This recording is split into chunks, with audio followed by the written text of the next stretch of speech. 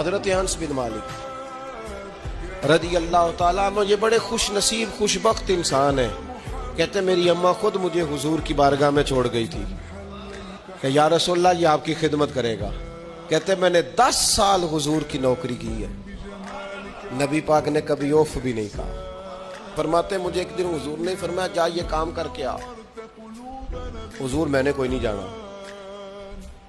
یہ کیوں بات کی؟ یہ ذرا لاڈ کے ساتھ کی. یہ ذرا حضور جو پیار کرتے تھے نا, اس پیار کو سامنے, حضور میں نے نہیں جانا.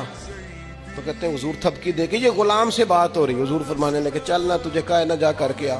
رستے میں جب میں گیا تو بچے کھیل رہے تھے, میں نے بھی کھیلنا شروع کر دیا. حضرت انس بن مالک کہتے ہیں جب حضور کو آتے دیکھا تو میں پوری طرح ڈر گیا, اور جب حضور مجھے دیکھ کے ہنسے نا, بس وہ ہنس گئے اور میرا کام بن گیا.